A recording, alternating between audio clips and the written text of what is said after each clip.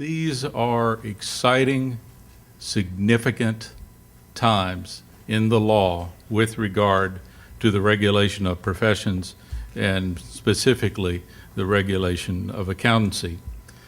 I'm not always known for being exciting when just repeating a lot of cases, but I have to tell you that some of these cases have some real energy and some real potential for good or bad with them. They could even fundamentally affect how we do business in the regulation of professions, how we do business as accounting boards. I've picked 4 very strange examples of cases. Let me give you a caveat to begin with, and that is that these are just my summaries of cases. Obviously, if a case is from your state, you listen to your state's attorney in how they explain the case. If it involves a state licensing board, their opinion, their knowledge of your state laws is going to trump that. Some of the cases are unreported decisions or unpublished decisions, so they're limited in terms of precedent, but they still might be useful as guidance, instructive on particular legal points. There are a number of cases there, and some of them are still pending appeals.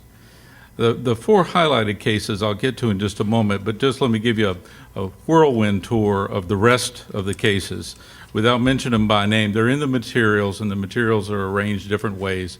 Most of the cases themselves are arranged alphabetically toward the end where they're longer descriptions.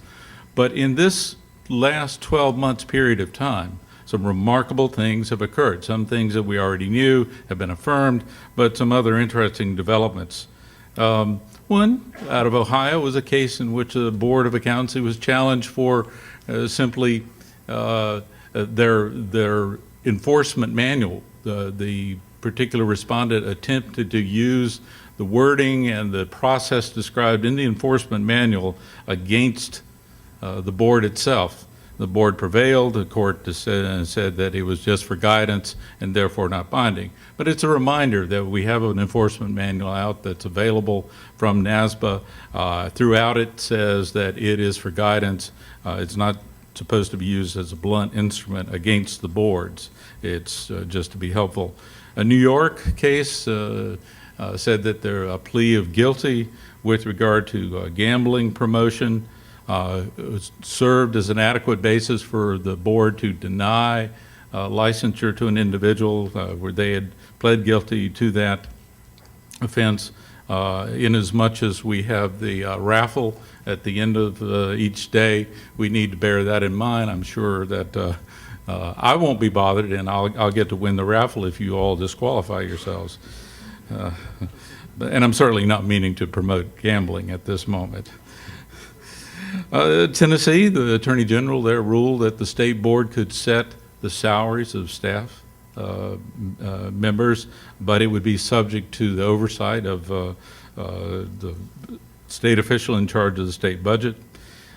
In New Jersey, a couple of interesting cases involving the UAA's section on privity and whether or not a CPA could be sued or be held liable in a suit by someone who was not in privity with that CPA.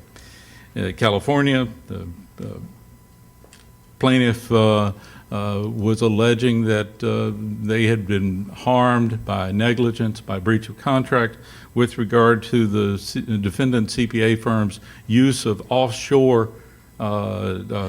accountants to fulfill some of the work. It'd be interesting to see the ultimate implications of that. But the court said that part of the pleadings, part of that allegation could go forward because the CPA firm had allegedly not made that clear to the client. In Pennsylvania and in Nevada, there were some decisions that fell on both sides of whether or not the accountant-client privilege existed or could be applied in certain circumstances. In Florida, in private litigation, a case involving gap violation allegations, and the court said that allegations of gap violations had to be spelled out with some degree of particularity in order to succeed in private litigation. The implications of that over in the state board is that there are not many cases involving specifically just gap violations, but will we have to plead with more particularity even in notices of hearings. In the AICPA had litigation. It prevailed in sustaining a determination, suspending a firm from performing peer reviews.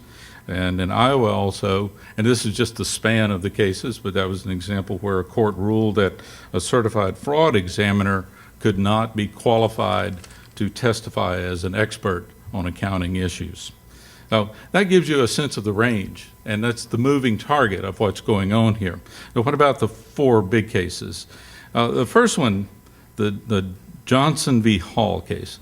That's a South Carolina case, was filed in federal court. It's actually two cases together.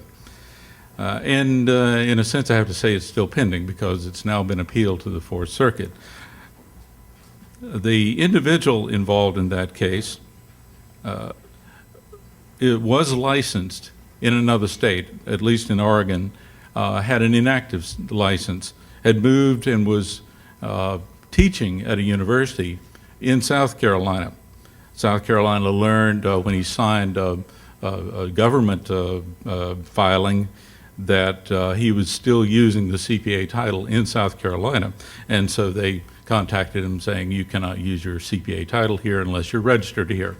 Now, they have practice privileges, and but he was actually had his principal place of business in South Carolina. And so, as is consistent with the UAA, he needed to be licensed in South Carolina, and they contacted him that way. He got ahead of them, sued the individual board members and staff, alleging various constitutional violations. Fortunately, the board has prevailed to this point.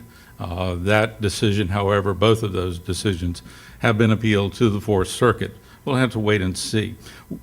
The allegations include claims of unconstitutional activity by the board members with regard to the First Amendment, as well as due process and equal protection, pretty much the constitutional kitchen sink. What's interesting and why I'm going to carry the thread forward is that this is an example of the individual board members being sued and individual staff members being sued. There is out there this little notion, you get a vaccination when you go on the board or when you work with a state agency, and that is you get some immunization, you get immunity, limited immunity albeit, but you are immune with regard to the official acts that you perform in your capacity as a board member. You are subject to injunction, but not to damage relief, damage actions. And that is not just a good idea or an unwritten concept. That's actually protected in the United States Constitution. The 11th Amendment to the Constitution provides that immunity. Another amendment that comes into play is the 10th Amendment, and I'll talk about more about that in a moment when I talk about the North Carolina Dental Board case. But in this instance, here was someone seeking to nail the individual members of the board and staff in that regard. So far, again, they prevailed in part because of immunity, but also in part because the court felt that the claims were not justified. The second case that I wanted to identify, and by the way, that case is important not just for those constitutional principles and immunity, but also because it's a frontal challenge to part of the wording of the mobility provisions that have been now so widely implemented. The Texas board case, the Texas v. Bass, that's actually the latest thread, perhaps the last thread in 10 years of litigation or more really involving the Arthur Anderson fiasco. In this particular instance, the last shot, the parting shot was that this particular group of former licensees had discipline imposed upon them by the Texas board. Now, that board, like most state boards, are subject to an open meetings law. The new board member orientation yesterday, we talked about that a fair amount yesterday. That's one where it has some serious consequences. It's a good thing in that it promotes transparency. It promotes a clear understanding in the public having access and understanding what's going on with regard to state agency activities and licensing. It's also a good reminder that these state agencies, that's what they are, state agencies. And by being state agencies, they, of course, are subject to things like the Open Meetings Law, the Public Records Act, the Administrative Procedures Act, and other things as well. But in this instance, the Open Meetings Law in Texas said that you had to vote, you had to implement your discipline. If you disciplined someone, you had to vote on that decision in an open meeting, but that you could deliberate over the case in closed session. The law allowed. Nevertheless, the licensee there challenged the board, saying that the action voting upon the discipline was void or voidable, as it could be just wiped off the books, simply because they had allegedly violated the Open Meetings Act. Board hotly contested the allegation, said that they had fully complied with the provisions and the opinions related to the Open Meetings Act. But importantly, the court didn't just deal with whether or not there was a violation of Open Meetings Law, but also said that the violation of that, even if there had been one, would not necessarily in and of itself wipe off the decision of the board that was voted upon in the public session. I know that there are states that have provisions where they cannot even deliberate in a closed session. Other states can do everything with regard to discipline in a closed session. But again, it's a reminder that these state boards, each of you, are subject to a broader set of laws that apply to all state agencies. Why is that important? Relate back to the first case, that immunity that comes with it. If it's a state agency, a bona fide state agency, there is, under the Constitution, a degree of immunity for the board members as well as the board itself.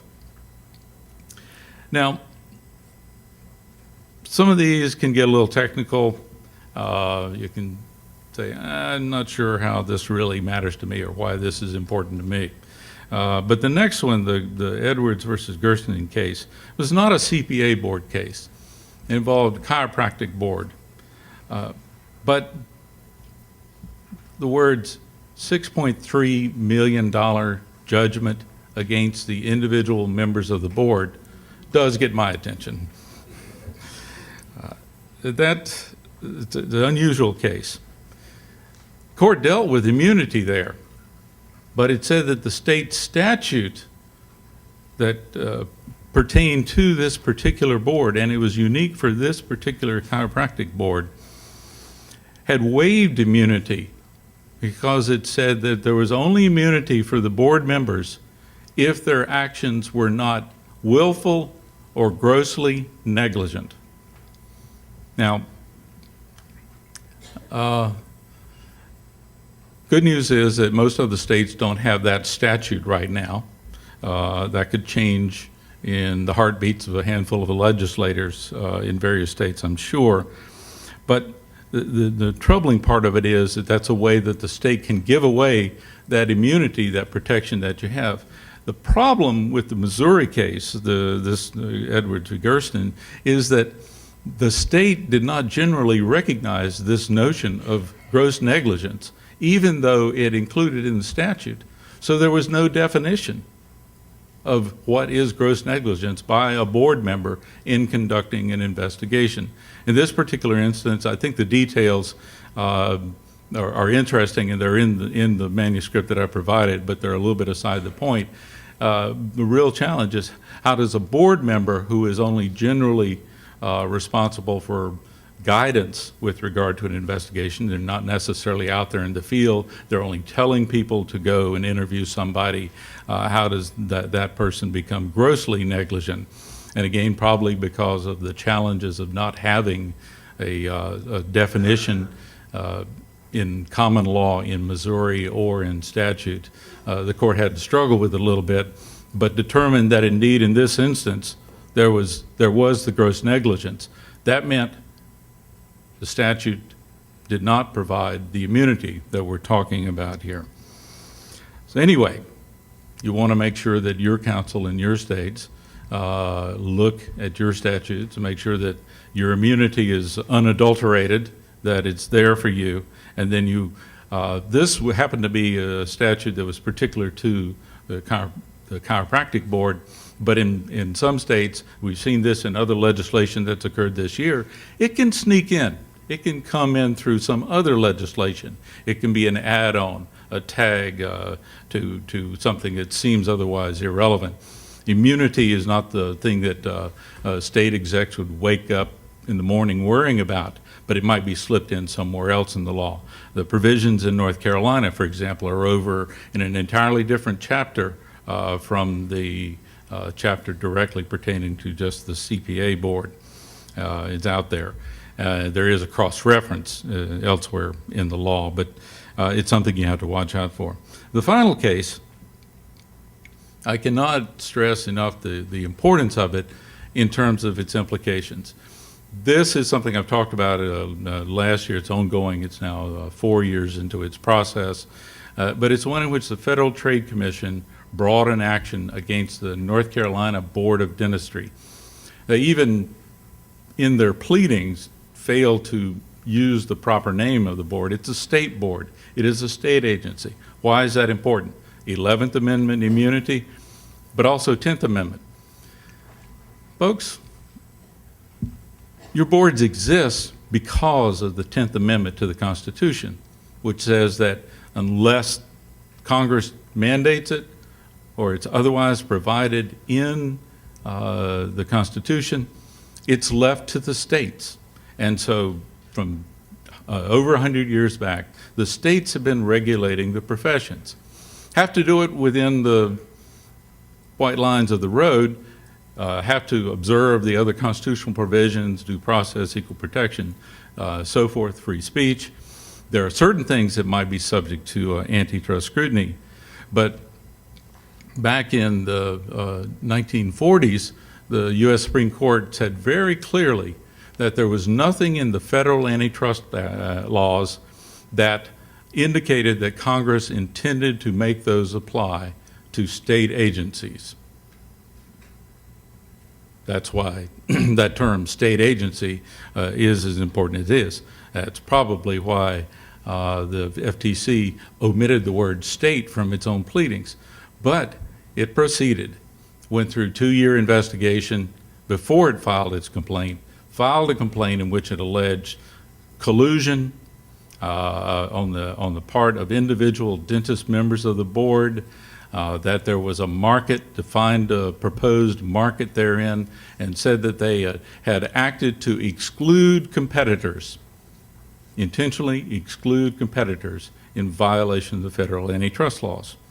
Well, that case was about teeth whitening, stain removal from teeth, and the statute in North Carolina says if you're in the service of providing removal of stains from teeth, that is the practice of dentistry, and only licensed dentists can do it. What does that have to do with the practice of accounting? Well, you've got states that say that you can only use the term accountant and only accountant with regard to the rendering of certain professional services.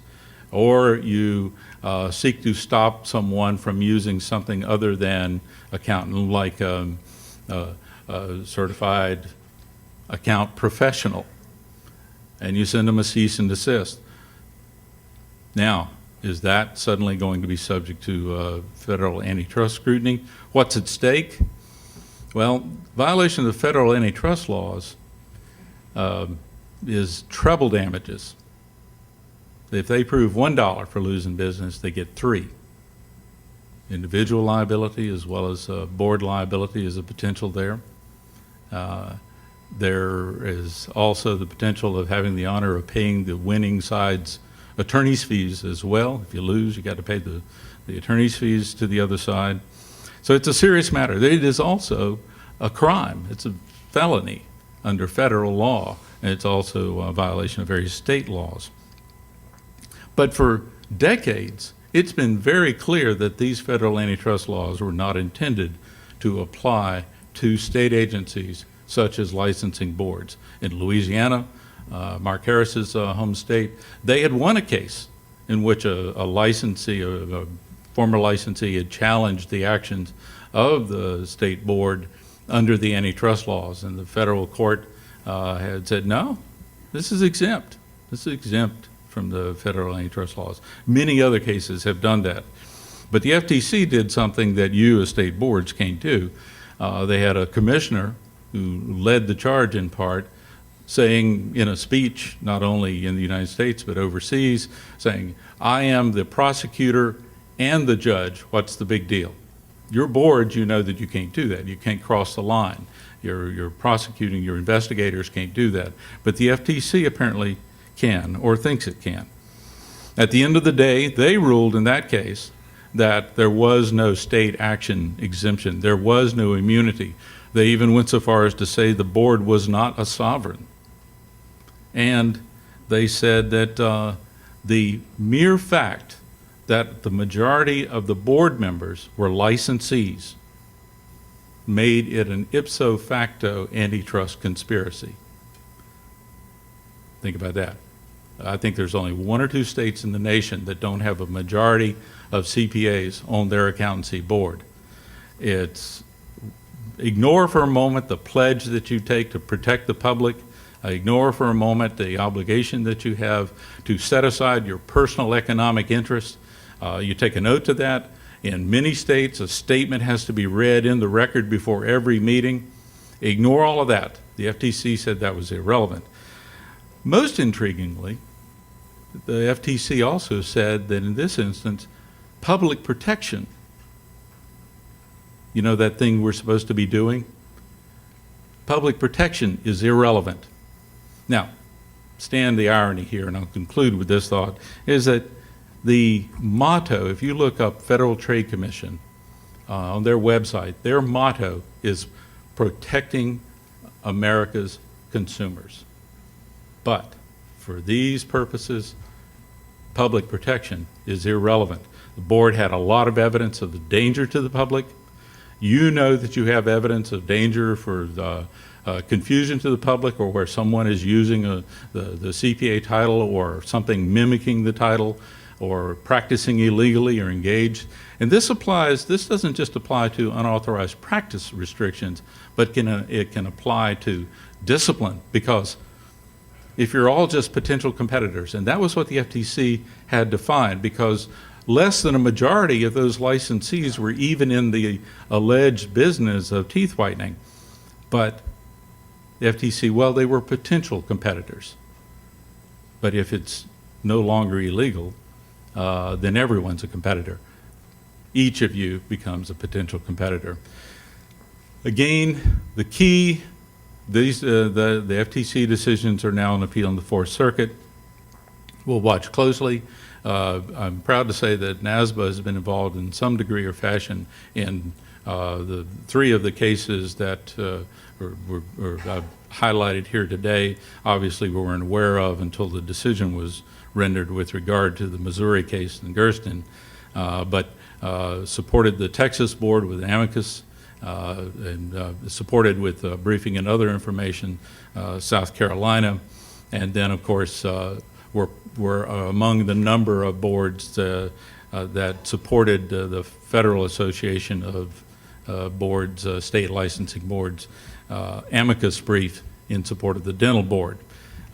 It's a critical one. It's one to watch, because it could change who is sitting here next year if you can't have a majority of licensees. Well, thank you for your time. Certainly be around to answer any questions. Sorry that these are indeed such exciting times. I should mention one final point. There was a late-breaking case that doesn't qualify yet for the most significant case, but the Helm v. Liam case in Florida. And that was another one involving, the court basically said, no, you can't go after the individuals because there is that 11th Amendment immunity. So anyway, thank you very much for your time.